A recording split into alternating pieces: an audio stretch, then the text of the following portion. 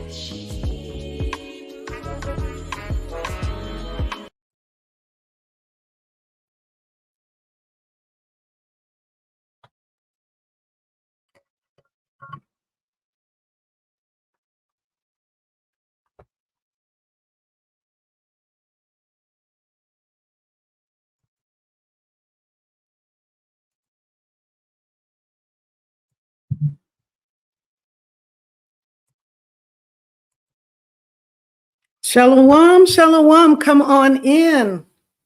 Come on in, sisters. Come on in, Shebrews. Shalawam, Sister Zoe. Come on in.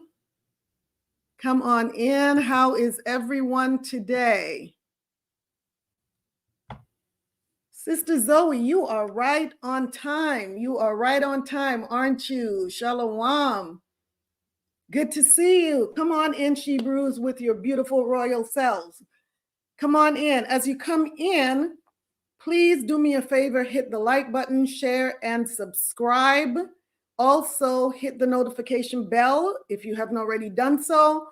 Let others know that we are live and we are getting ready to get this royalty party started. Yes, we are going to jump right in and get started. But before we go any further, as usual, what is the first thing that we do for each broadcast? What is the very first thing that we do? The first thing we do is give a huge shout out, praise to the Almighty, I am that I am, the God of the Hebrews and the Shebrews. That's the very first thing that we do for bringing us together another Sunday, another first day of the week. So welcome. It's good to see you all. Good to see you. I humbly thank you for joining me on this broadcast today. I am your hostess, Kwala Yakaka, and I am so excited. Let's go ahead and get this royalty party started. So tell me, how was your week? How was your week? I hope that last week, I hope that you had a blessed week. I certainly did. And I am ready to get this new week started. So come on in. Let us get started. Let's get the disclaimers and all of that good stuff out of the way before we jump right into our show. So each show, as you well know, just in case there are people that are coming in for the first time, I always give these disclaimers. First off, start in by saying tea time with Shebrew Royalty is not going to be everybody's cup of tea. And that's okay, we get it. But if you happen to come upon this channel and you realize that you do not agree with our lifestyles or our beliefs, it's okay. Keep searching YouTube. I am sure that you will find your perfect cup of tea and your perfect flavor. You owe that to yourself, and I'm sure that you will do so. What I do ask is please do not leave any insults, any derogatory statements in the comments, because that would be distasteful. We would really appreciate that, and we thank you in advance. Sister Zion said it was an amazing week, my beautiful royal Akwat.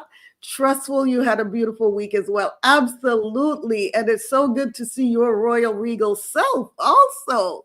Sis, it's so good to see you. It's so good. Thank you all for your support, coming out here and supporting me every week, because there's so many things that you could be doing on a Sunday evening, right? But instead, you are here with me having this tea party. So, like I was saying with the disclaimers, if you're not quite sure yet if Tea Time with Shebrew Royalty is your cup of tea or not, stick around for a while. You may just acquire a taste for what Tea Time with Shebrew Royalty has to offer. Also, although I am a medical provider and I will be touching on topics of health and wellness on quite a few of my broadcasts, as we will tonight, I will not be utilizing this platform to diagnose or treat anyone's illnesses. If you are experiencing any medical problems whatsoever, please consult your healthcare practitioner. And the views that you will hear on this channel are those of myself or my guests or co-hostesses, and not those of any particular church or organization. One more thing, this is a call to action.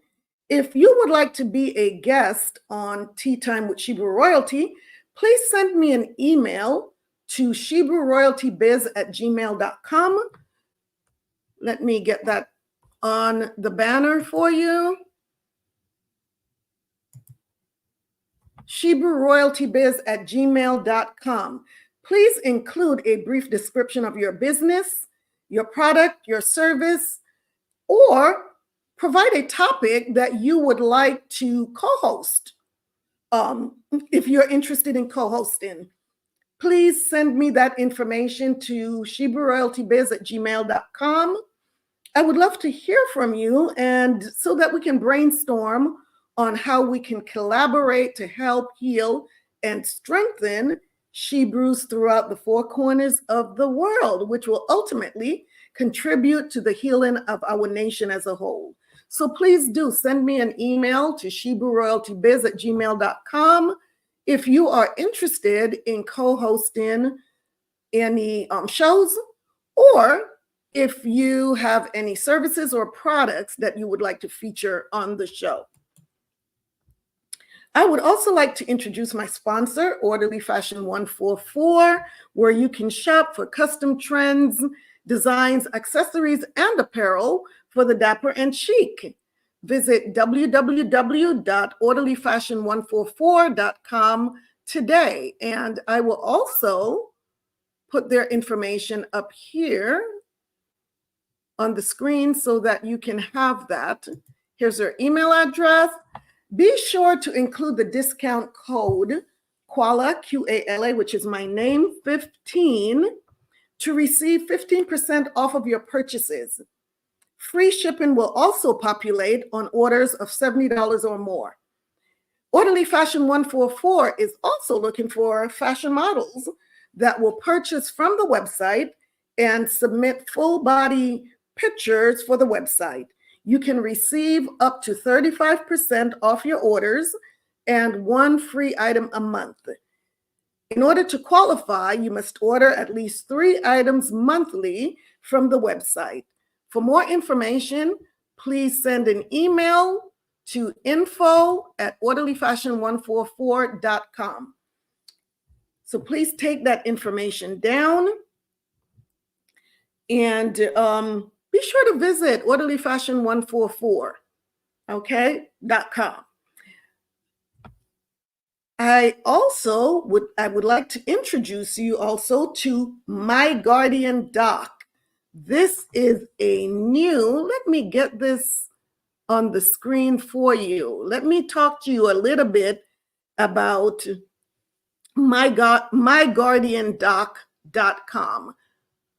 I am going to put some information up on the screen for you. Give me just a second.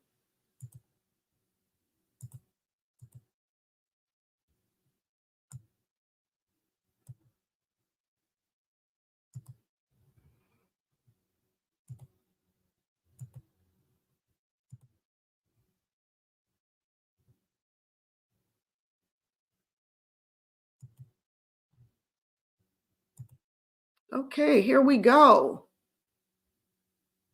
myguardiandoc.com. This is where you can find compassionate medical guidance and world-class care at a low cost of $27 that everyone can afford. And let's talk about what My Guardian Doc has to offer. It says here, let My Guardian Doc support you through your health journey ahead. My Guardian Doc's vision is to enhance healthcare for everyone by providing compassionate medical guidance and world-class care to our subscribers around the clock, all for an affordable price of only $27 per month for the entire household. Our innovative approach combines technology, virtual medical guidance, direct care, subscription, medical bill negotiation, and a la carte payment models, which are made possible by the resolve of our management to offer a price that anyone can afford. Our ultimate goal is to make the healthcare system all that it can be and should be for everyone. So with My Guardian Doc at only $27, this is what you receive. Immediately lower your micromort count, which is your risk of dying, basically by getting to know what your risk factors are and addressing these issues with your doctor on My Guardian Doc. Immediate access, improved health outcomes, low cost, fewer visits to the emergency room, increased lifespan, and peace of mind. It says here, doctors recommend subscribing to My Guardian Doc, whether you are insured, uninsured, or you like your doctor. Another set of medically trained eyes is smart.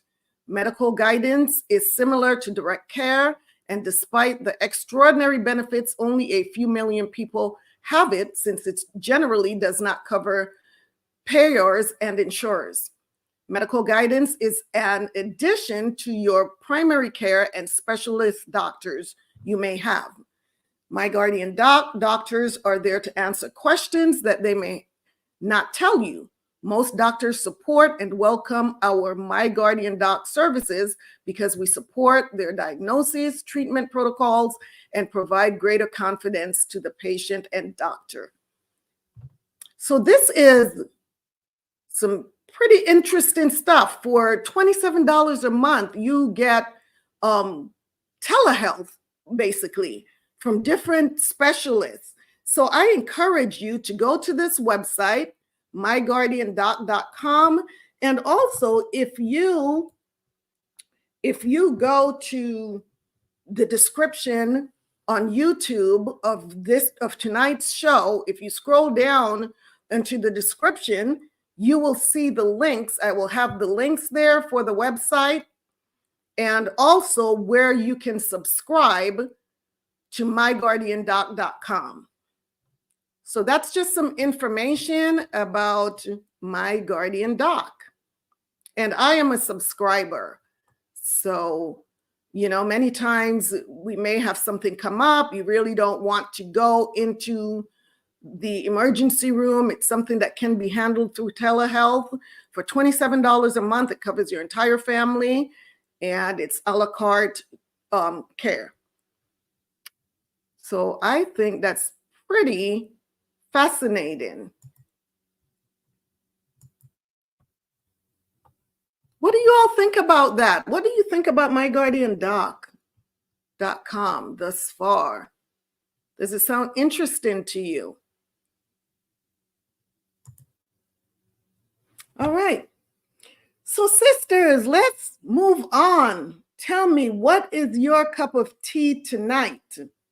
What is your cup of tea tonight? Talk to me.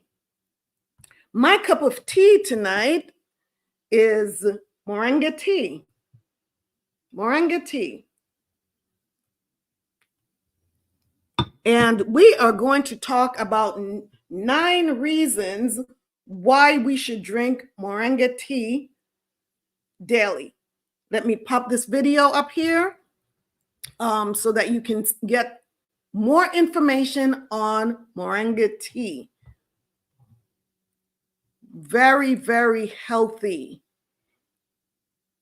So let's go ahead and get this, watch this short video on moringa tea.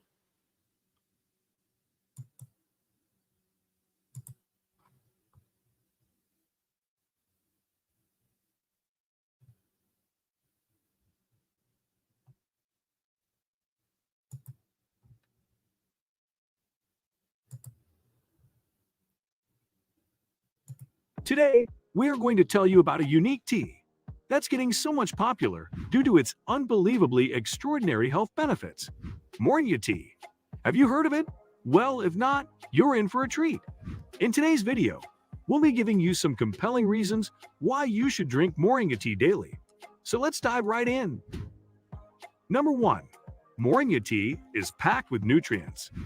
Moringa leaves come with an impressive amount of many vitamins, minerals, and antioxidants, and offer a powerhouse of Fair goodness. use for educational Moringa tea purposes only. specifically is loaded with vitamin C to boost your immune system, potassium for heart health, calcium for strong bones, and iron to combat fatigue.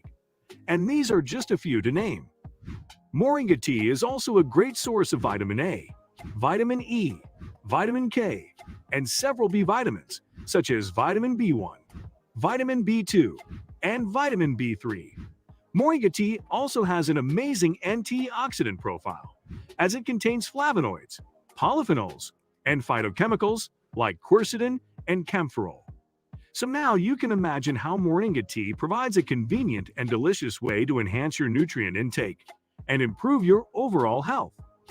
Before we move on, please take a moment to subscribe to the channel and hit the bell icon.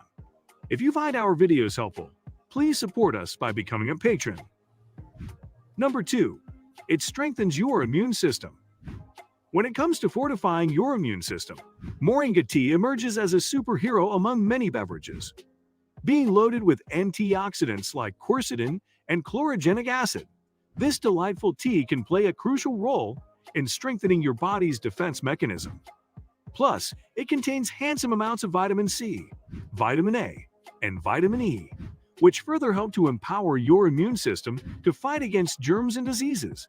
These antioxidants also help shield your body from the damaging effects of free radicals, so that your body stands a better chance against the harmful effects of aging.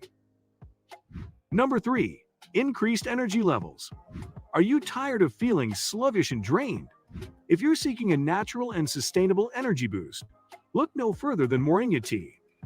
This remarkable drink holds the key to revitalizing your body and mind. It is rich in several B vitamins, iron, and magnesium, all of which play essential roles in converting food into energy and supporting the functioning of cells and tissues. Especially iron deficiency can lead to fatigue and low energy levels. So consuming foods or drinks rich in iron, such as moringa tea, can help reduce fatigue and support stable energy levels. Number 4, improved digestive health. Moringa tea is often used in traditional medicine to help alleviate stomach discomfort, bloating, and indigestion. Its amazing antioxidants and anti-inflammatory properties can help reduce inflammation in the digestive tract and protect against oxidative damage, leading to overall better digestive health. Studies have shown that polyphenols in moringa tea also have prebiotic-like effects, due to which it supports healthy gut bacteria, leading to healthy bowel movements and a reduced risk of developing constipation. Some studies also show that moringa has mild detoxifying properties, which can be very helpful to flush out toxic compounds from the body. So whether it's bloating, gas, or constipation that plagues you, moringa tea can provide you with much-needed relief. Number 5, radiant skin. Due to its awesome nutritional profile, moringa tea offers amazing health benefits for the skin in many ways. For instance, moringa tea is quite rich in vitamin C, vitamin E, and flavonoids, all of which help protect the skin from oxidative stress caused by free radicals, ones that can cause premature aging, wrinkles, and dry skin. Inflammation can contribute to skin issues such as redness, acne, and skin irritations. But luckily, flavonoids and isothiocyanates in moringa tea act as anti-inflammatory agents to help reduce inflammation in the skin, leading to more clear, radiant, acne-free, and wrinkle-free skin. So why not embrace this delightful beauty elixir and witness the transformative power of moringa tea on your skin? Number 6. It helps you lose weight. If you're on a journey to shed a few pounds or maintain a healthy weight, moringa tea can be your trusted ally. The nutrient density of moringa tea can help promote feelings of fullness and satiety, which can significantly reduce your chances of overeating or snacking on high-calorie foods. Not just that, but polyphenols found in moringa tea can significantly boost your metabolism. Having a fast metabolism means making your body more efficient in burning stored fats and converting them into energy. Another great thing about moringa tea is that it can also help regulate blood sugar levels. It can prevent sudden spikes and crashes in the blood sugar levels and promote more stable and consistent energy levels, which can be very helpful if you want to lose weight or trying to maintain a healthy weight. Number 7. Better heart health. Chronic inflammation is often associated with a high risk of heart disease, but luckily, moringa tea offers awesome anti-inflammatory properties, mainly due to the presence of isothiocyanates and flavonoids. These compounds help reduce inflammation in the blood vessels and can even prevent plaque formation in the arteries. Not just that, but the antioxidants in moringa leaves can also promote the removal of bad LDL cholesterol from the body. This, in turn, helps regulate blood pressure, improve the overall health of blood vessels, and reduce the risk of developing heart attacks or brain strokes. Lastly, minerals like potassium and magnesium in moringa tea help maintain a healthy heart rhythm and overall better cardiovascular function. Number 8. Stress relief. Moringa is sometimes considered an adaptogenic herb, which means it helps the body deal with stress in an efficient manner and promote overall balance and resilience. Many nutrients in moringa, such as vitamin C, vitamin E, B vitamins, magnesium, and zinc support stress management and promote a healthy response to stress. And being high in antioxidants like polyphenols and flavonoids, moringa tea can help prevent inflammation and oxidative stress, which otherwise could wreak havoc on our nerves and brain. Lastly, drinking more moringa tea can create a soothing and comforting effect on nerves, promoting relaxation and stress relief. So if you are tired and stressed to be your hectic routine, just take a break, sip on moringa tea mindfully, and enjoy its taste with feelings of relaxation and calmness. Number 9. Stronger bones. When it comes to maintaining strong and healthy bones, moringa tea takes the spotlight as a true bone health supporter. This remarkable tea boasts a wealth of essential nutrients such as calcium, magnesium, and vitamin K, all of which are considered crucial for bone strength. These vital nutrients work together to fortify your skeletal structure, promoting optimal bone density and resilience. Especially vitamin K is involved in bone metabolism and helps regulate calcium deposition in bones. It aids in the production of osteocalcin, a protein essential for maintaining bone strength and density. So you can let moringa tea be the secret ingredient for a strong and resilient skeletal system, empowering you to lead an active and fulfilling life. Now let's have a look at how to make moringa tea. Get dried moringa leaves or moringa tea bags in hot water. If you have fresh moringa leaves, dry them up first. Put the moringa leaves or tea bag in a teapot or cup. Boil water and pour it over the leaves or tea bag. Let it steep for 5 to 10 minutes. Take out the leaves or tea bag. You can add honey, lemon, or other natural sweeteners if you like. Stir it well, and your moringa tea is ready to enjoy. Consuming 1 to 2 cups of moringa tea is generally considered safe for everyone. However, if you already have any underlying health conditions, if you are pregnant, or if you are taking certain medications, it's always best to consult with a healthcare professional before making it a regular part of your diet. Thank you for watching and subscribing to the channel. See you in the next video. Today, we are going to tell you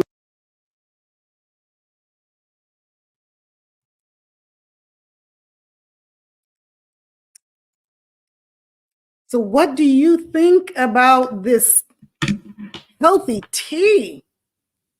What are your thoughts about this tea? Another beautiful benefit of moringa is that it boosts hair growth. I have used it in that regard, and it really works.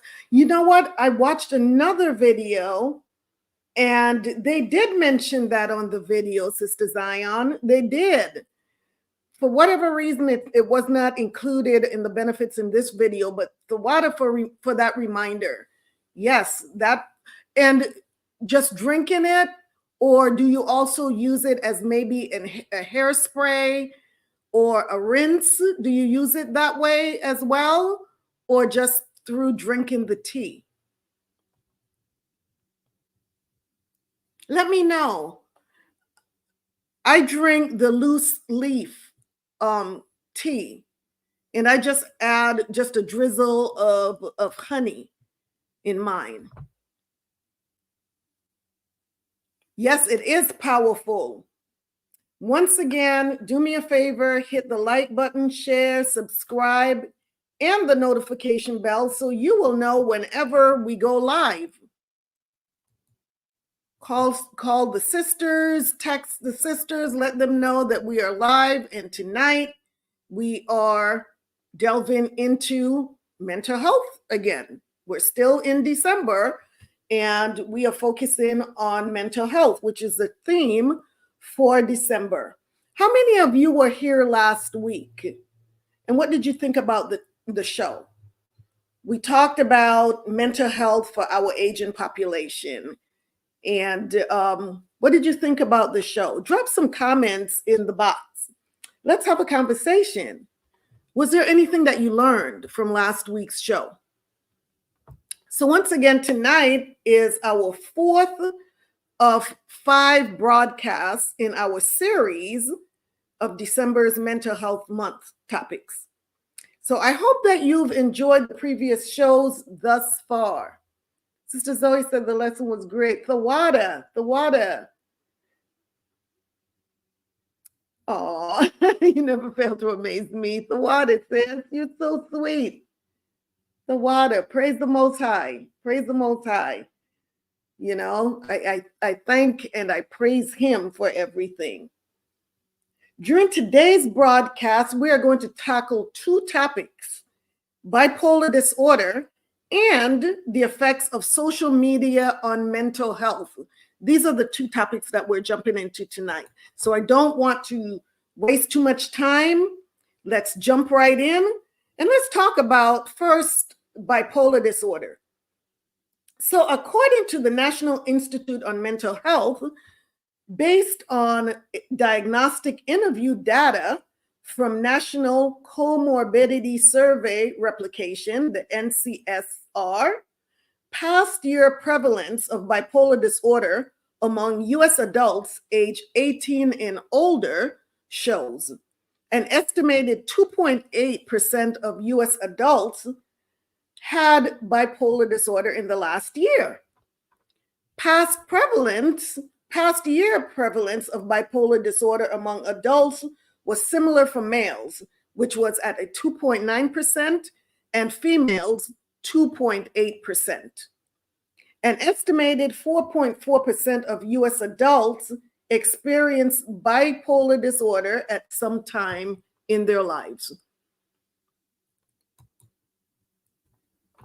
Based on the diagnostic interview data from the National Comorbidity Survey Adolescent Supplement, the NCSA, it states that lifetime prevalence of bipolar disorder among US adolescents aged 13 to 18 shows an estimated 2.9% of adolescents had bipolar disorder and 2.6% had severe impairment.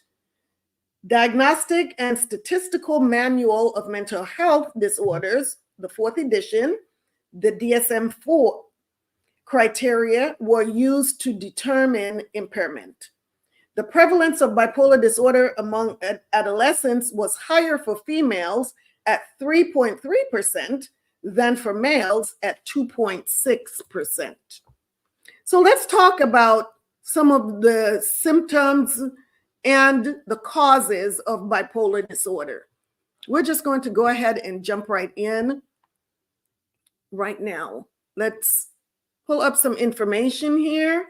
And this is from the Mayo Clinic.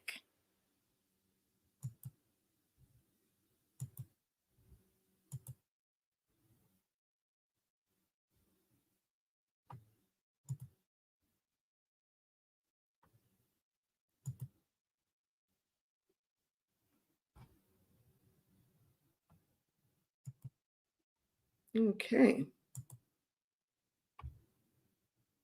This article is from the Mayo Clinic, and it's on bipolar disorder. So here's an overview. Bipolar disorder, formerly called manic depression, is a mental health condition that causes extreme mood swings that includes emotional highs, which are mania or hypomania, and lows, which is depression. When you become depressed, you may feel sad or hopeless and lose interest or pleasure in most activities. When your mood shifts to mania or hypomania, which is less extreme than the mania, you may feel euphoric, full of energy, or unusually irritable. These mood swings can affect sleep, energy, activity, judgment, behavior, and the ability to think clearly. Episodes of mood swings may occur rarely or multiple times a year. While most people will experience some emotional symptoms between episodes, some may not experience any.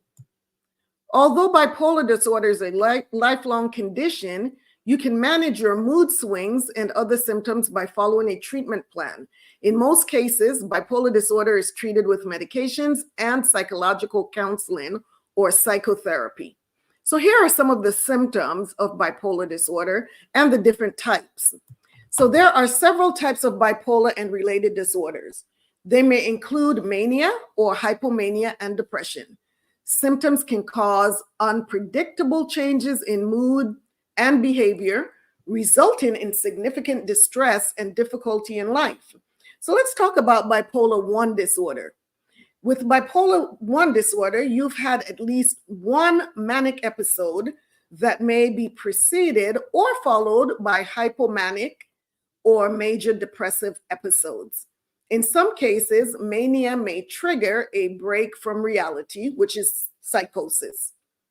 Bipolar 2 disorder, you've had at least one major depressive episode and at least one hypomanic episode, but you've never had a manic episode. So hypomania is more, you will notice more like irritability, feeling anxious, on edge, whereas a full-blown manic episode is where you're not sleeping, you're going for days with no sleep, you're talking really fast, you're really not able to function normally because everything is moving so fast. Your brain is moving so fast and you're not able to just slow down and relax and sleep. So you will know the difference between mania. Usually you'll go for days without sleeping with a manic episode. And then there's cyclothymic disorder. You've had at least 2 years or 1 year in children and teenagers of many periods of hypomania symptoms and periods of depressive symptoms, though less severe than major depression. And then there are other types. These include, for example, bipolar and related disorders that are induced by certain drugs or alcohol or due to a medical condition such as Cushing's disease, multiple sclerosis, or stroke. Bipolar 2 disorder is not a milder form of bipolar 1 disorder, but a separate diagnosis. While the manic episodes of bipolar 1 disorder can be severe and dangerous, individuals with bipolar 2 disorder can be depressed for longer periods, which can cause significant impairment. Most people with bipolar 2 disorder, when they're experiencing an episode, they're in bed all day. The blinds are shut. Sometimes they binge eat. Sometimes they don't want to eat, but they are not able to function also. So most people with bipolar 2 going through an episode, they'll lose days from work, days from school, because they just cannot seem to even get out of bed.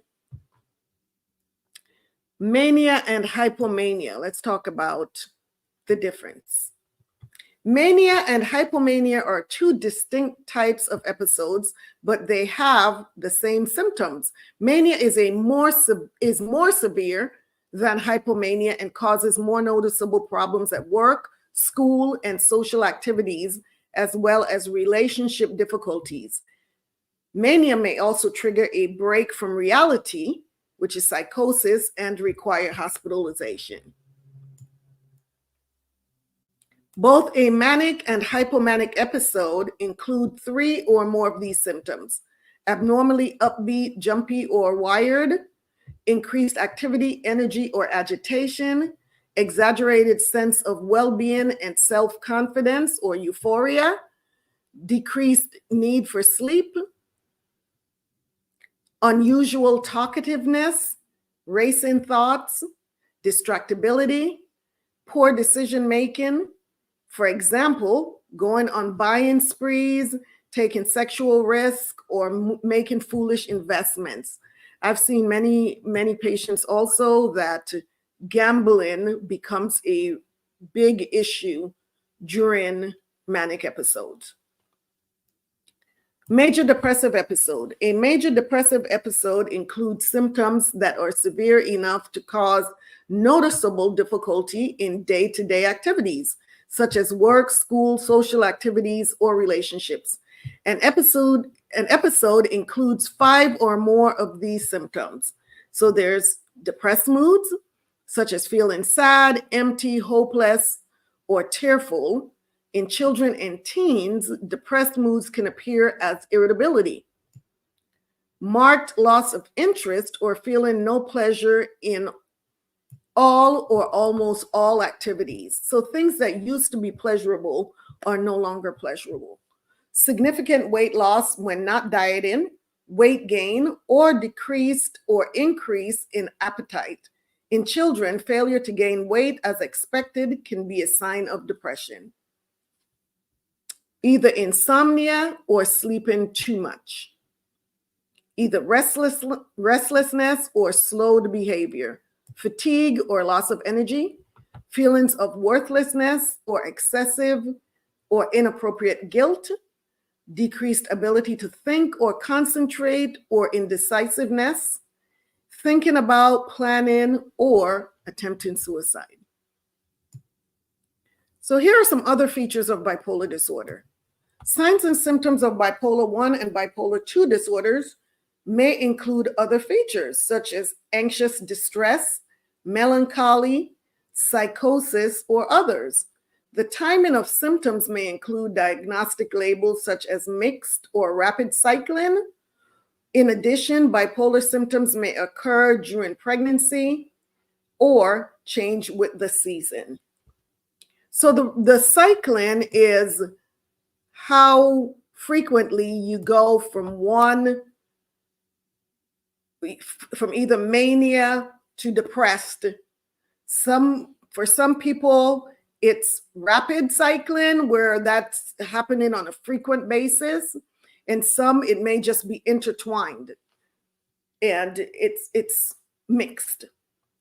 So you're having frequent mania or hypomanic episodes and depressed moods.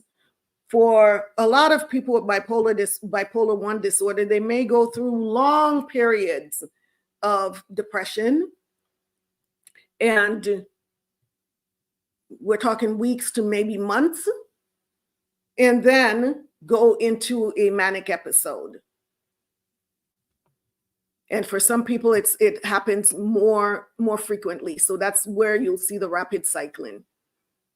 Symptoms in children and teens. Symptoms of bipolar disorder can be difficult to identify in children and teens. It's often hard to tell whether these are normal ups and downs, the results of stress or trauma, or signs of mental health problems other than bipolar disorder.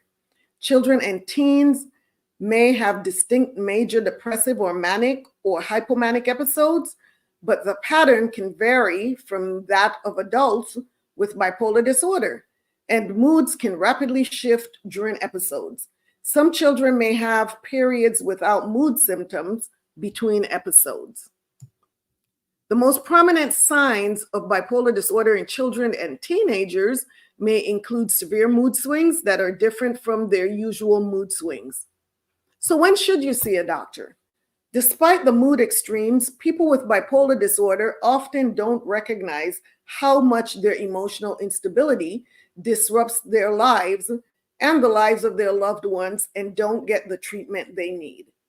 And if you're like some people with bipolar disorder, you may enjoy the feeling of euphoria and cycles of being more productive. However, this euphoria is always followed by an emotional crash that can leave you depressed, worn out, and perhaps in financial, legal, or relationship troubles. And I've seen that quite a bit with my patients previously, where in a manic episode, they become so what they consider productive, and that they're staying up all night and writing books or painting or whatever their thing is during that time.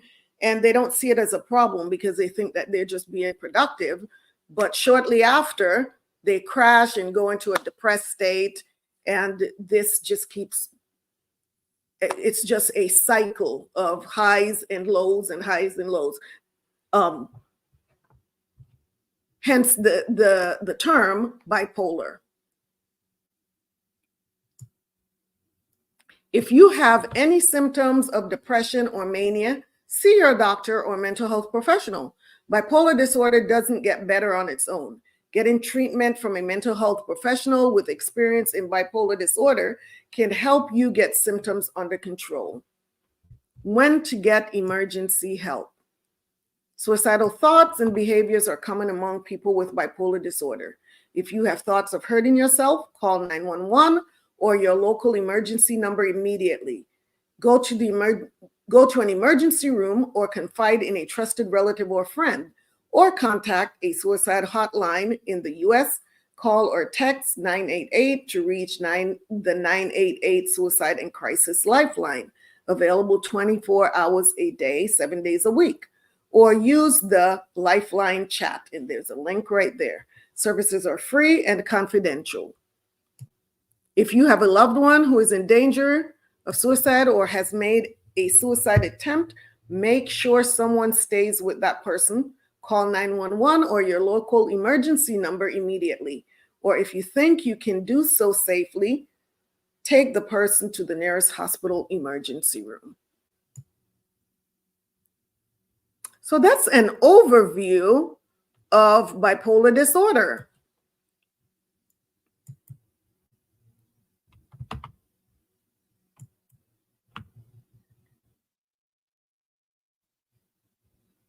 Let's see. What did you say, Sister Zion? Let me see here. It was very informational.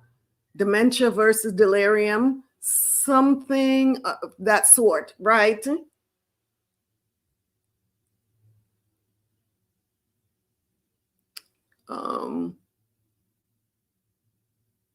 Something of that sort. I noticed that you sometimes find some of these disorders and or challenges share a few symptoms of one another. Yes, some of them kind of intertwine. So that's why it's important to get a proper assessment, right, from a practitioner that knows about these disorders. Because hence misdiagnoses, right? You said it's very interesting when you think of these challenges spiritually. Yes, that's why, we have to approach everything from a mind, body, spirit standpoint, right? I was talking to a friend yesterday and I was saying the same thing. You know, an arm doesn't show up at the hospital by itself, right? The arm comes in and it's attached to a body. So you're not going to just assess the arm. You're going to assess this person from a mental standpoint, a physical standpoint, and you know, also a spiritual standpoint, right? Mental, physical, emotional, and spiritual standpoint, because you are a mind, body, and spirit. So I agree. These when we think of these things, we also think about the spiritual side to what we're seeing. I totally agree. So what are some of the common triggers for bipolar mood episodes? Let's look at what some of those triggers may be.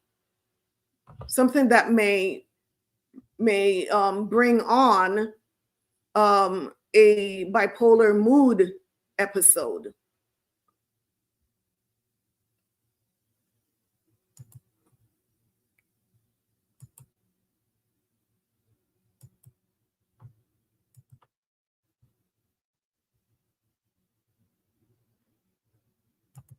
These are 9 common triggers for bipolar.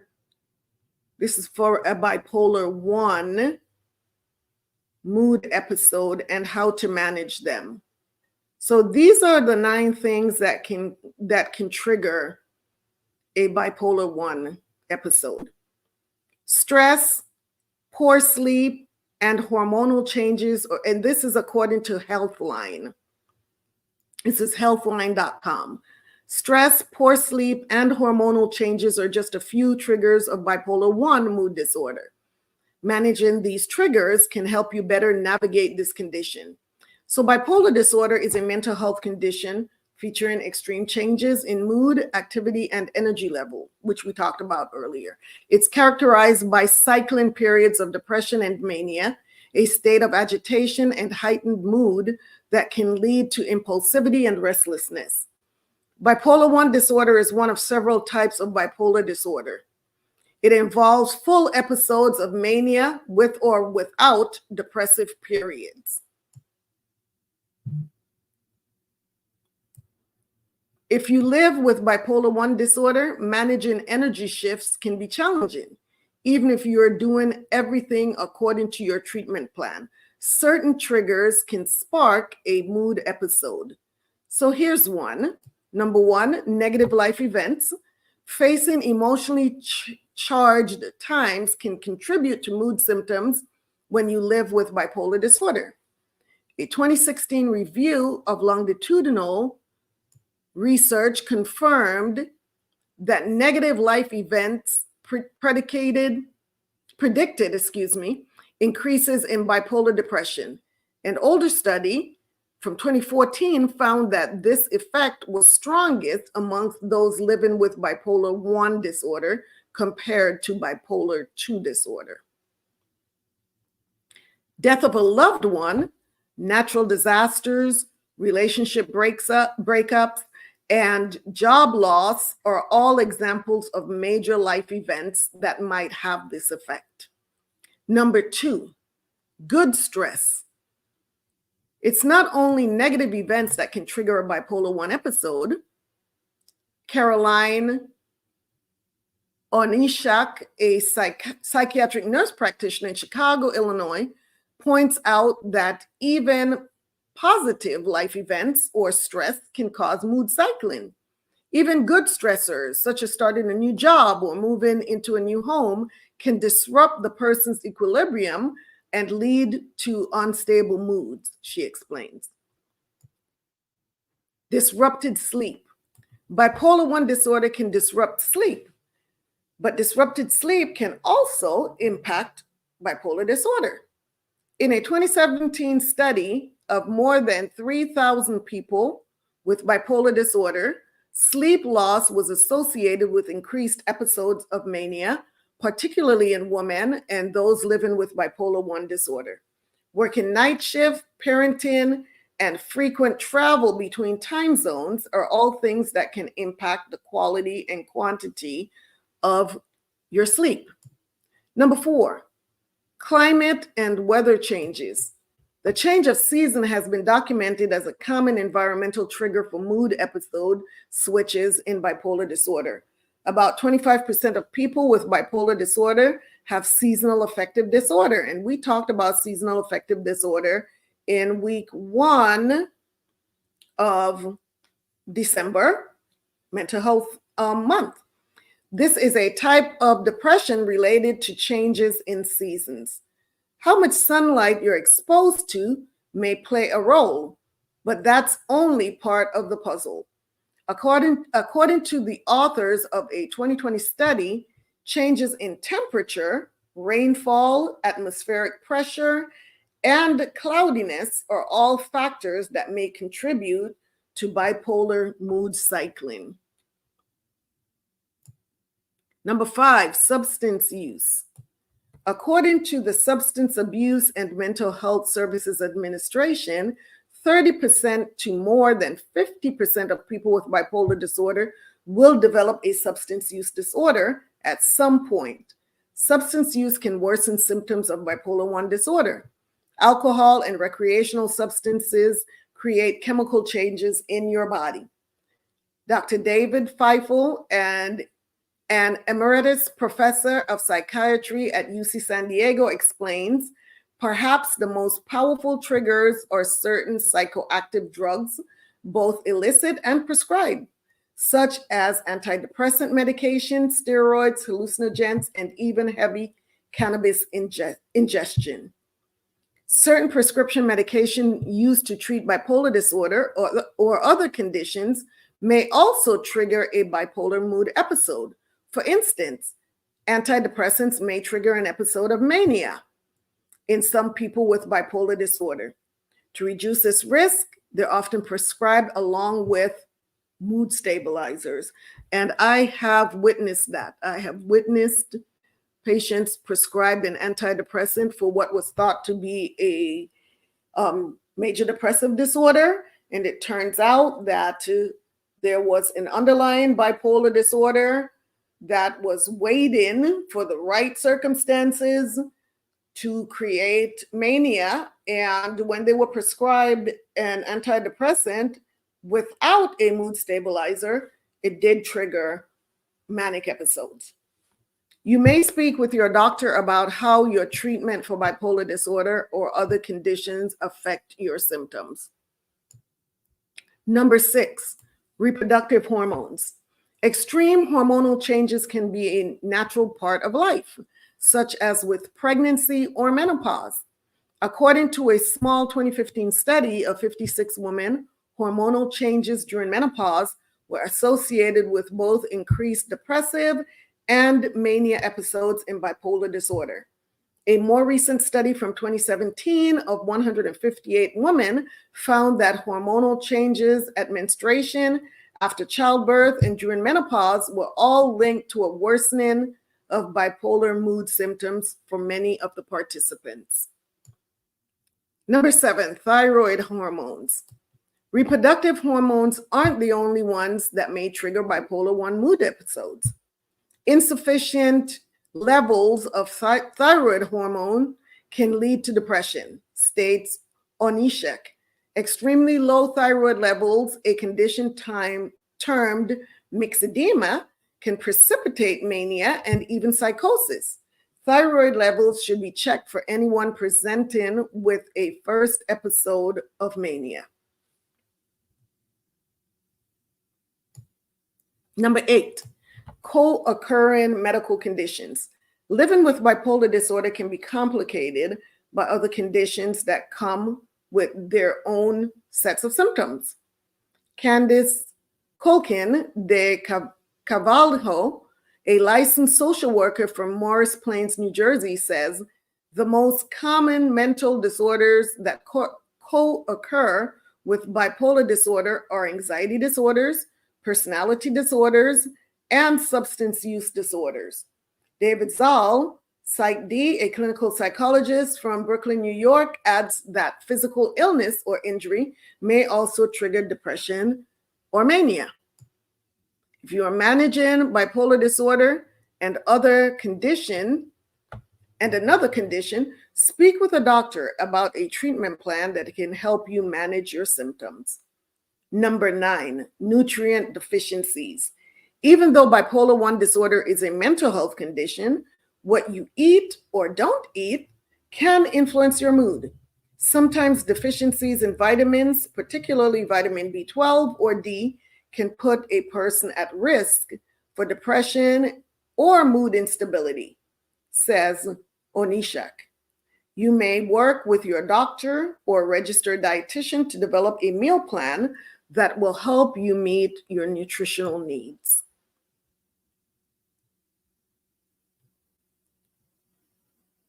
Bipolar disorder without triggers. Zoll explains that not everyone with bipolar disorder will have specific triggers for their episodes, and episodes can occur without any apparent triggers. Triggers aren't a requirement for the diagnosis of bipolar disorder. You can experience depression or mania without any specific cause. So how do you manage triggers? Knowledge is power when it comes to coping with bipolar 1 disorder mood triggers. Onishak says that one of the most important things you can do is monitor your moods and their patterns.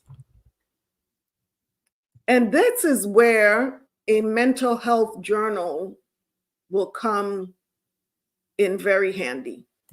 Providers often use diabetes as a metaphor. She explains, just as individuals with diabetes should learn to monitor their blood sugar and know what can lead to high or low blood sugar, individuals with bipolar disorders should learn to monitor their moods in order to identify triggers and maintain their mental health. While you may not be able to avoid all your triggers, there are steps that you can take to help manage them. So number 1, practice stress management and relaxation. Strategic stress management can help during high stress experiences or major life events, says Kodkin de Cavalho. To help deal with stressful situations, people with bipolar disorder can learn to practice relaxation techniques and develop healthy communication strategies with the help of a therapist, she says. We also recommend spiritual practices such as prayer, right? Sleep hygiene. Zoll recommends managing sleep disturbance triggers through good sleep hygiene, maintaining a consistent sleep schedule, avoiding caffeine and electronics before bed, and creating a relaxing bedtime routine can help regulate sleep patterns, he explains. Support brain health. What's good for your brain is often good for mood regulation. Onishak recommends talking with your healthcare team about omega-3 fatty acids. That is so important, which she says may protect against mood shifts by strengthening the phospholipid membranes that surround all cells, including neurons. Anything that promotes brain health, such as exercise, a healthy diet, and opportunities for relaxation and restoration. It says here, such as yoga, which most of us do not practice, but or other enjoyable hobbies can make the risk of mood episodes less likely, she says. Avoid drugs and alcohol. Drugs and alcohol can worsen bipolar disorder symptoms and interfere with treatment. If you feel drugs or alcohols are impacting your bipolar disorder, talk with a doctor about ways to reduce or stop your use. Talk with a doctor about treatment. Treatment for bipolar disorder may include a combination of medications, psychotherapy, brain stimulation therapies, and lifestyle changes. A doctor can help you develop a treatment plan to help manage your symptoms. You should also talk with a doctor about any medications you take for other health conditions to make sure they won't affect your bipolar disorder treatment. So here's the takeaway. Bipolar 1 disorder is characterized by episodes of extreme shifts in mood from mania to depression. A number of factors can trigger a bipolar mood episode, such as stress, hormonal changes, and drug and alcohol use. Some people may experience mood episodes without any apparent triggers. Keeping track of your moods can help you identify potential triggers. You may not be able to avoid your triggers altogether, but making lifestyle changes such as getting good sleep and practicing stress management and lowering and following your treatment plan can help you manage your bipolar 1 disorder symptoms. And that is, once again, is from healthline.com.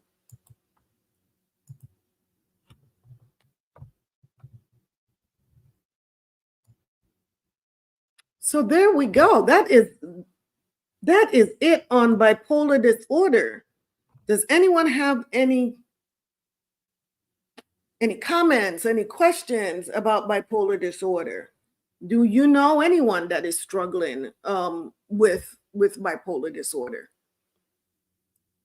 And how are they managing? How are they managing their bipolar?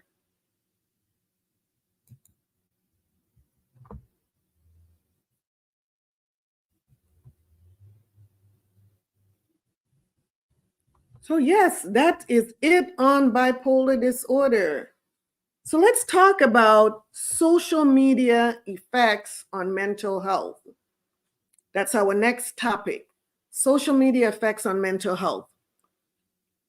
We're going to talk about the pros and cons of social media as it pertains to our mental health. Tell me, what do you think are some of the pros and some of the cons when it comes to how we are impacted mentally by social media? What are some of the pros? What are some of the cons of social media on our mental health? Can anyone post a comment? Let me know what do you consider some of the pros and some of the cons of social media?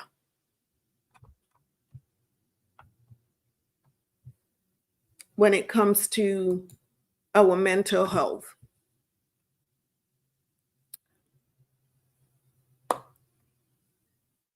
Come on, interact with me here. Talk to me. Talk to me. How many of you are on social media? How many of you out there are on social media, whether it be Facebook, Snapchat, even LinkedIn, Twitter? What social media platform are you on, and what are your experiences as far as mental health? Have you noticed any changes in your moods when you are on social media? Do you notice anything that triggers either happiness or I am currently not on social media? Awesome. Sister Zoe, not on social media. Okay. Anyone out there on social media? What are your experiences? Can you, let's talk about it. Let's first talk about teens and social media, the impact that social media has had on teens. Let's start there.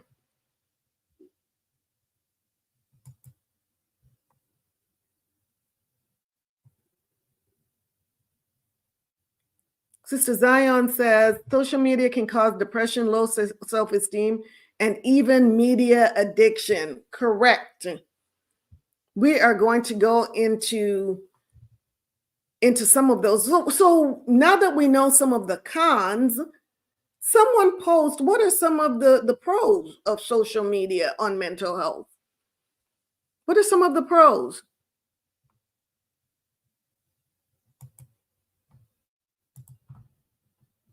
Talk to me.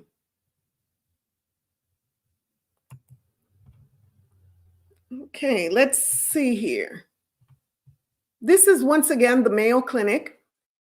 Excuse me. And this article is about teens and social media. What are the impacts? So it says social media is a big part of many teens' lives. A 2018 Pew Research Center survey of nearly 750 13 to 17-year-olds found that 45% are online almost constantly, and 97% use a social media platform such as YouTube, Facebook, Instagram, or Snapchat. But what impact does social media have on teens? Let's talk about this. Let's first talk about the benefits. According to the Mayo Clinic, social media benefits. Social media allows teens to create online identities, communicate with others, and build social networks. These networks can provide teens with valuable support, especially helping those who experience exclusion or have disabilities or chronic illnesses. Teens also use social media for entertainment and self-expression, and the platforms can expose teens to current events, allow them to interact across geographic barriers, and teach them about a variety of subjects, including healthy behaviors. Social media that's humorous or distracting or provides a meaningful connection to peers and a wide social network might even help teens avoid depression. So that is the social media benefits. Let's talk about social media harms.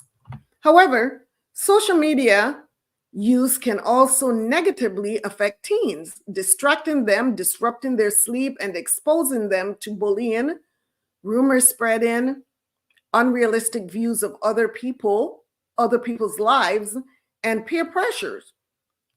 The risk might be related to how much social media teens use. A 2019 study of more than 6,500 12 to 15-year-olds in the United States found that those who spent more than 3 hours a day using social media might be at heightened risk for mental health problems. Another 2019 study of more than 12,000 13 to 16-year-olds in England found that using social media more than 3 times a day predicted poor mental health and well-being in teens. Other studies also have observed links between high levels of social media use and depression or anxiety symptoms. A 2016 study of more than 450 teens found that greater social media use, nighttime social media use, and emotional investment in social media, such as feeling upset when prevented from logging on, were each linked with worse sleep quality and higher levels of anxiety and depression. How teens use social media also might determine its impact. A 2015 study found that social comparison and feedback seeking by teens using social media and cell phones was linked with depressive symptoms. In addition, a small 2013 study found that older adolescents who use social media passively, such as by just viewing others' photos, reported declines in life satisfaction. Those who use social media to interact with others or post their own content didn't experience these declines. And an older study on the impact of social media on undergraduate college students showed that the longer they used Facebook, the stronger was their belief that others were happier than they were. But the more time the students spent going out with their friends, the less they felt this way. Because of teens' impulsive natures, experts suggest that teens who post content on social media are at risk of sharing intimate photos or highly personal stories. This can result in teens being bullied, harassed, or even blackmailed. Teens often create posts without considering these consequences or privacy concerns. Protecting your teen. There are steps that you can take to encourage responsible use of social media and limit some of its negative effects. Consider these tips. Set reasonable limits. Talk to your teen about how to avoid letting social media interfere with his or her activities, sleep, meals, or homework. Encourage a bedtime routine that avoids electronic media use. And keep cell phones and tablets out of the teens' bedrooms. Set an example by following these rules yourself. Monitor your teen's account. Let your teens know that you'll be regularly checking his or her social media accounts. You might aim to do so once a week or more. Make sure you follow through. Explain what's not okay. Discourage your teen from gossiping, spreading rumors, bullying, or damaging someone's reputation online or otherwise. Talk to your teen about what is appropriate and safe to share on social media. Encourage face-to-face contact with friends. This is particularly important for teens vulnerable to social anxiety disorder. Talk about social media. Talk about your own social media habits. Ask your teen how he or she is using social media and how to make him or her feel, and how it makes him or her feel. Remind your teen that social media is full of unrealistic images. If you think your teen is experiencing signs or symptoms of anxiety or depression related to social media use, talk to your child's healthcare provider. So those are some tips in regards to teen and social media use.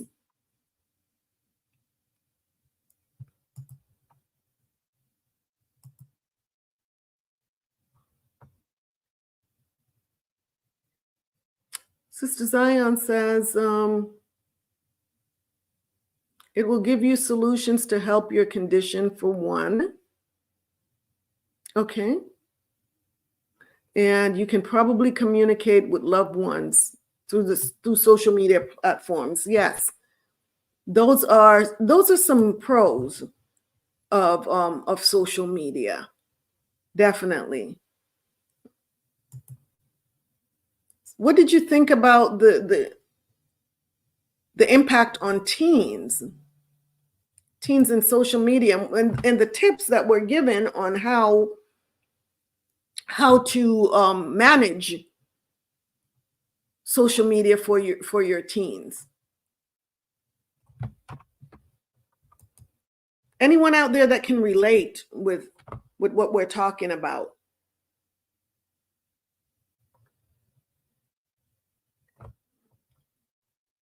And there's, let's see, one more article here. Actually, there's two more. This is by the McLean Hospital, how social media affects your mental health. And this is not specific to teens, but this also includes adults. Zoe says, and limit the time you take on social media. Con, that's important. That's important because we saw how with more than 3 hours of social media use, which that's a lot for teenagers, right? That's a lot of time being spent on social media. If it's more than 3 hours a day, that's, to me, is excessive. But those symptoms got worse. The depression, the anxiety, the low self-esteem, because you're comparing yourself to others out there, to unrealistic expectations. So let's talk about social media, how social media affects your mental health.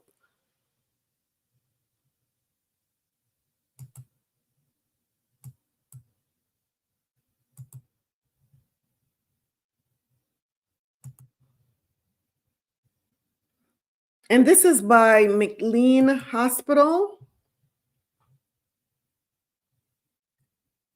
It says here, the social media dilemma, social media and your mental health.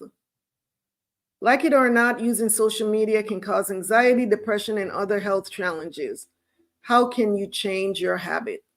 So it said the social media platform Instagram made headlines last year for suppressing likes in an effort to curb the comparisons and hurt feelings associated with attaching popularity to sharing content. But do these efforts combat mental health issues, or are they simply applying a band-aid to a wound? What do you think?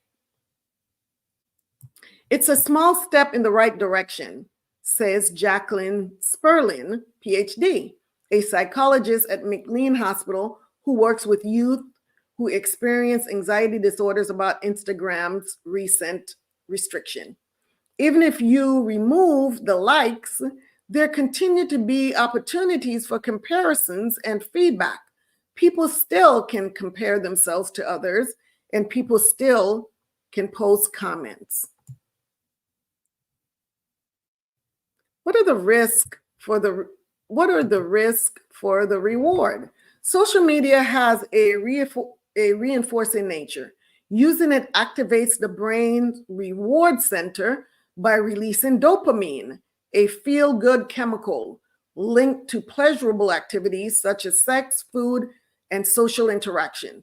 The platforms are designed to be addictive and are associated with anxiety, depression, and even physical ailments. According to the Pew Research Center, 69% of adults and 81% of teens in the US use social media. This puts a large amount of the population at an increased risk of feeling anxious, depressed, or ill over their social media use. But what makes users come back for more even when it can literally make them feel sick? When the outcome is unpredictable, the behavior is more likely to repeat. Think of a slot machine. If game players knew they never were going to get money by playing the game, then they never would play, Sperlin says. The idea of a potential future reward keeps the machine in use. The same goes for social media sites. One does not know how many likes a picture will get, who will like the picture, and when the picture will receive likes. The unknown outcome and the possibility of a desired outcome can keep users engaged with the sites. So this is how we end up with the addiction, right? Because of that pleasure center being activated. To boost self-esteem and feel a sense of belonging in their social circles, people post content with the hope of receiving positive feedback. Couple that content with the structure of potential future reward, and you get a recipe for constantly checking platforms. When reviewing other social activities, people tend to make comparisons such as, did I get as many likes as someone else? Or why didn't this person like my post, but this other person did? They're searching for validation on the internet that serves as a replacement for meaningful connection they might otherwise make in real life. FOMO, fear of missing out, also plays a role.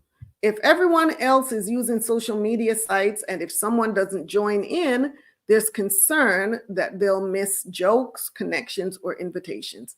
Missing experiences can create anxiety and depression. When people look online and see they're excluded from an activity, it can affect thoughts and feelings and can affect them physically. A 2018 British study tied social media use to decreased, disrupted, and delayed sleep, which was also brought out in the last article, which is associated with depression, memory loss, and poor academic performance. Social media use can affect users' physical health even more directly. Researchers know the connection between the mind and the gut can turn anxiety and depression into nausea, headaches, muscle tension, and tremors. The digital age of vulnerability. The earlier teens start using social media, the greater impact the platforms have on mental health. This is especially true for females. While teen males tend to express aggression physically, females do so relationally by excluding others, by sharing hurtful comments. Social media increases the opportunity for such harmful interactions. Sperling offers the example of a seventh grader whose best friend chooses a new best friend and posts pictures of the pair at the movies or on a weekend trip. 20 years ago, the girl may have been excluded from her best friend's activities, but she may not have known about it unless she was told explicitly, Sperling said. In addition to providing young people with a window through which they can view missed experiences, social media puts a distorted lens on appearances and reality. Facebook, Instagram, and Snapchat increases the likelihood of seeing unrealistic, filtered photos at a time when teens' bodies are changing. In the past, teens read magazines that contained altered photos of models. Now these images are one thumb scroll away at any given time.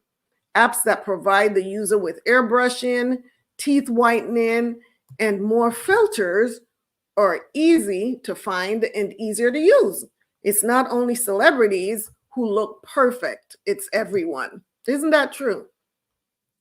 When there's a filter applied to the digital world, it can be hard for teens to tell what's real and what isn't, which comes at a difficult time for them physically and emotionally. Middle school already is challenging for students with all of their developmental changes. As they go through puberty, they're tasked with establishing their identity at a time when the frontal lobes in their brains are not fully developed, and there is a lack of impulse control. All of this happens while their relationships with peers become more important, Sperling says. It's a very vulnerable population.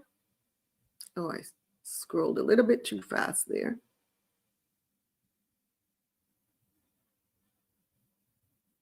Here we go. It's a very vulnerable population to have access to something where there is no stopgap before they post or press the send button. I think that's something of which should to be mindful.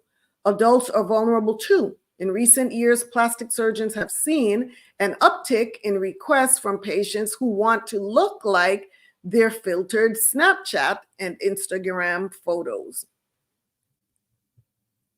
A New York Times article that ran in June 2018 features a newlywed couple who nearly separated after their honeymoon.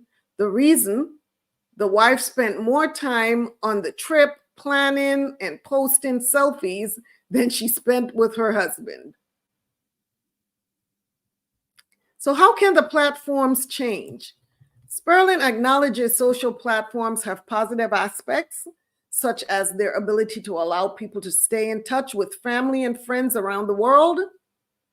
She realizes the potential pitfalls of completely banning teens from sites that have become a part of life for their generation, not just as a way for them to stay on top of recent parties and conversations, but often as an expected source of announcement and news. Still, she says the platforms have opened a Pandora's box as they continue to evolve more quickly than we can research their impact. I think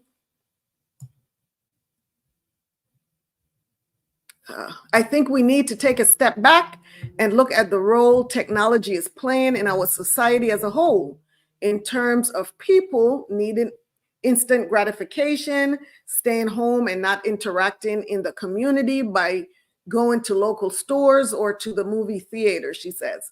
Even dating apps can decrease motivation for single adults to approach others in the community if they think they just can connect with them on an app first.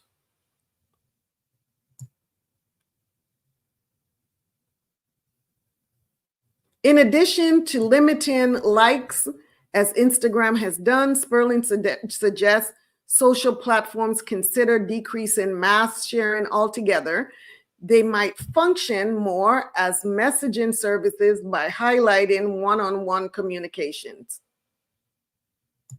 Regardless of how likely social media giants are to change their ways, though, individuals can take control of their own behaviors. Distract yourself from the distraction. People aren't usually motivated to change their social media use by simply hearing it's bad for them. It's better for individuals to see what their limits are. It's probably unrealistic for most social media users to quit completely. However, they can monitor their behavior to see how their use impacts them and how to act as a result. Michelle knows this all too well. When she was initially treated for anxiety, her therapist asked her if she was active on social media, and she said yes. It turns out that a lot of my anxiety and imposter syndrome is made worse when I'm online. A person experiences imposter syndrome when feeling chronic self-doubt and a sense of being exposed as a fraud in terms of success and intellect. Whether it's another pretty vacation or someone's bouquet of flowers, my mind went from why not me to I don't deserve those things and I don't know why, and it made me feel awful. She and her therapist decided to set ground rules. If I was to continue using social media, I had to learn what would trigger my anxiety and how using different platforms made me feel, says Michelle. And here's another opportunity for a journal, right? Because with keeping track of your feelings before you go on social media, after you come off of social media, and looking at patterns will help you to determine whether you're being impacted mentally by these social media platforms. So this is just another reason to journal, like we talked about last month. The result was her deleting Snapchat for good, and after 5 years, she still doesn't miss it. She's still active on several other platforms, though.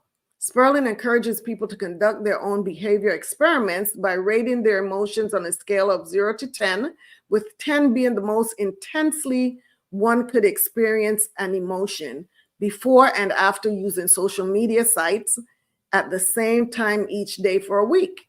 If one notices that one feels less happy after using them, then one might consider changing how one uses social media sites, such as using them for less time and doing other activities that one enjoys instead.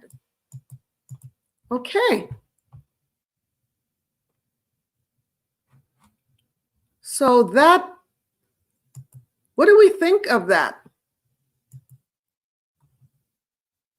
He said, Sister Jeanette says, Snapchat. Oh, Shalawam, I'm so late, but I'm here. Shalawam, sis, it's so good to see you. So good to see you.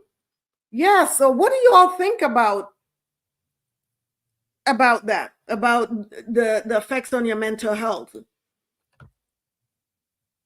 Does that ring any bells with what you've been experiencing? I personally deleted all of my social media accounts back in April of 2019 due to the fact that social media was just taking up too much of my time. It was interrupting my normal day, my function. It was like, oh, I have to check and see if like it said there, I posted something. Did I get likes? Did people talk about it? The whole works that goes along with it. And not to mention, there was just so much craziness. I don't even know how else to describe it other than all of the craziness that was popping up, especially on Facebook.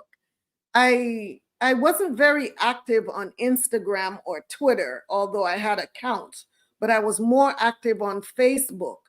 And I was also using Facebook at that time and Twitter primarily for my business back then when I had my clinic. So I was using it, of course, for advertising, but I was also using social media for social interactions. But for me, the return on my investment of my time, my energy, was not profitable enough for me to continue. And, in 2019, I also had a shift in my lifestyle, a shift in my, my belief system. That is when I came into the truth. And it was just time to, I actually came into the truth, pardon me, in 2015, but 2019 is when I seriously decided that this is what I needed to do. This was a change that I needed. And I had to let go of certain things. And social media happened to be one of the number one priorities to let go. That was one of the things that I let go in early 2019. And I haven't been back since. I have not. YouTube is the only social media that I have. I do not have Facebook, Twitter, Snapchat, any of those. Not on any of those platforms. For me, the benefits were just much lower than the risk. So, however, but on the pro side, Facebook allowed me the platform to be able to locate my family members in the UK that I had never met. And that happened, I think it was in 2010, if I'm not mistaken, when I went on Facebook and looked up my family that I knew were in the UK and was able to connect with my family there for the first time. And that was life-changing. So that was one of the huge pros of social media. I also reconnected with high school friends, military comrades from when I was in the military. And so those were the big pros of social media for me. But after that was accomplished, and now we were in contact and we have other ways to communicate with each other, I found no need to continue social media. What about you all? How do you feel about social media? About your what are your experiences with social media?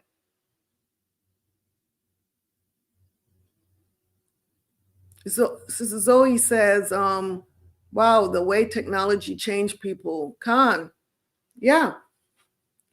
So, but honestly, that being said, lately, I have been given some thought, just once again to go back on social media, but this with a different mindset this time, knowing that I will not be on social media for social interaction, but I'm considering going back onto LinkedIn for business purposes. So strictly for business purposes, maybe LinkedIn. Facebook, that's not going to happen. Maybe Instagram, I'm not quite sure yet, but I'm really honestly considering LinkedIn for business. So Zoe said it has good benefits and bad, but we have to watch out for the things it can do to us. Yes, absolutely. Especially children and teens, but not just them, adults as well, but especially our children, because they're so vulnerable. And so many times you think that you're talking to another child, and only to find out that this is an adult masqueraded as a child. There's just so many dangers on social media, and parents have to be very, very diligent in making sure that their children and teenagers are using social media. If they're using social media, that they're using it safely and being monitored, right? So they're not taken advantage of. So sisters, I really hope that you found this information that was presented tonight useful. I know that I put out a lot of information out there. You can always come back and rewatch the video if you missed anything. And of course, if you have any specific questions, please send me an email to shebrewroyaltybiz@gmail.com and I will get back with you. So that being said, let's talk about next week's show. Next week's show is going to be very, very exciting. It's show 5 out of 5. It's the last show for December's Mental Health Month. But it's going to be so exciting. I will be bringing on a special guest that is not only a dear friend, but also a previous coworker that happens to be a licensed marriage and family therapist. And she is also the founder and CEO of Banks and Company Therapy, Kara Banks.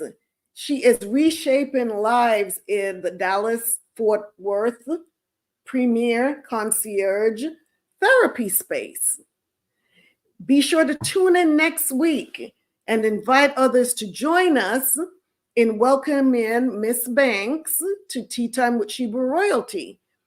She is going to be talking about therapy when it pertains to stress, anxiety, trauma, grief. These are some of the things that she's going to talk about, talk a little bit about herself and her business. So I am really, really excited because she is an incredible therapist and I know you're going to love her. So join us next week to meet Kara Banks of Banks and Company Therapy from the Dallas-Fort Worth area. And please do invite other sisters to join us. Remember, Tea Time with Shebrew Royalty is open to women that want to be and do better, physically, emotionally, and spiritually. We are to let our light shine so that others can be led to the source of the light, right? We're not the source. We just allow that source to shine through us. So now, Shebrew Royalties, this is where the tea party ends for tonight. Let's see what Sister Zoe said before we log off here. She said, it's a coincidence how I recently wrote an essay about technology. Not only that, but the good and bad benefits about it too. Wow, that's interesting. I would love to hear your essay. I would love to hear that.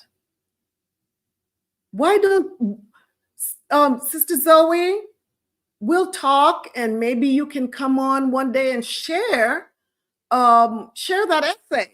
Would you be willing to do that?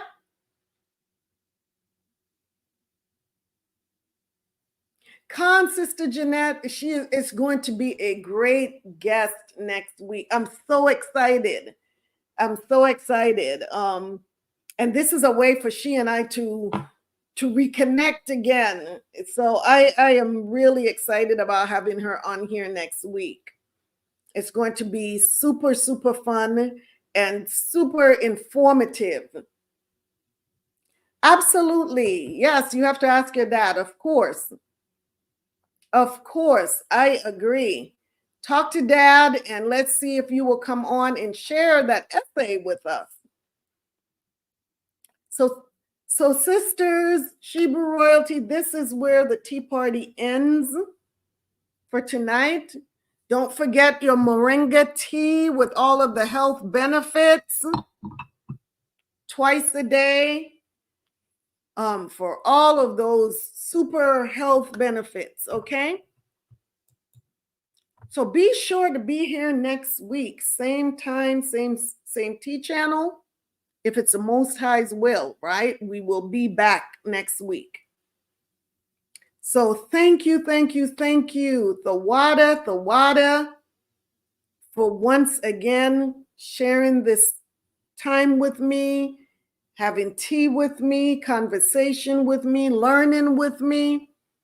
And know that I love you and I appreciate you taking time out of your very busy schedule to have tea and conversation with me.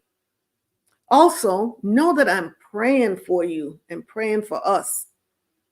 So until the Most High brings us back together, be blessed, sisters, be blessed. I love you all. I am your hostess, Kwala Yakaka, a voice of reason and justice. Good night. We'll see you next week, if it's the Most High's will. Shalawam. Sister Zoe says, Shalawam Akwat. Have a blessed night. I hope to be there next Sunday. Yes, on another tea party. We love you all so much. See you next week. Most High willing. Shalawam. Shalawam.